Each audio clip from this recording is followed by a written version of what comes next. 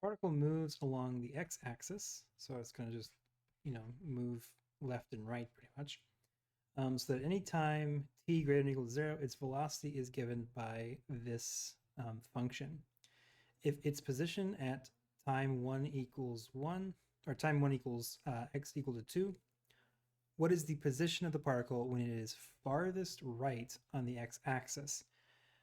So farthest right means that the velocity, right, is going to be increasing. It's going to be moving into the right direction, and then it's going to stop increasing and then change backwards. So that's when it's farthest to the right. And that only happens when t equals 3. That's the farthest right position, because this is positive, or it's moving to the right, when t is 0, 1, 2, and then 3 is when it hits 0, right? That's when this thing is positive. It becomes negative for every t greater than 3. It's always going to be negative here. So when t equals 3, we're going to get our position farthest to the right on the x-axis.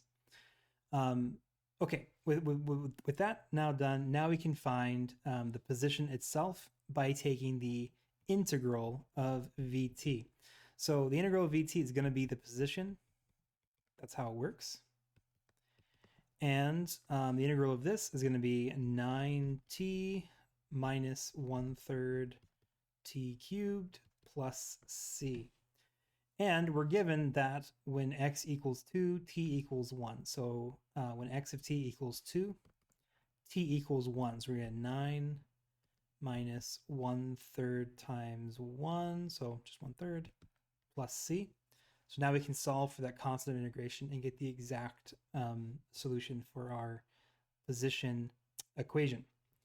So I can subtract 9 over. That's going to give me -7 equals -1/3 plus c. And now I can add 1/3 over. So I'm going to make this into over 3. So multiply by 3 over 3. That's going to be 21 over 3. Add 1 over 3. It's going to give me c equal to -20 over 3. And that gives us the exact position function. Okay, now it's saying that what's the position of the particle farthest to the right? That happens when t equals 3. So all we have to do is plug 3 into here and see what we get. That's going to give us, or let me do it like this. X of 3 is going to be 3 times 9 is 27. 3 cubed is 27, divided by 3 is 18. And 20 over 3 is, well, let's just leave it as 20 over 3. That's going to give us 9 minus 20 over 3. Or I'm just realizing here that 18 is 3 cubed is 27. 27 divided by 3 is 9. So this is going to be 18 here, not the other way around. 18 minus 20 over 3, it's the same thing as multiplying this by 3 over 3.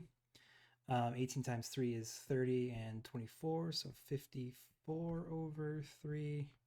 So 34 over 3, which would be, let's see, 3 can go in there 11 times, and then there are 1/3 left over. So 11 1/3, B is the answer.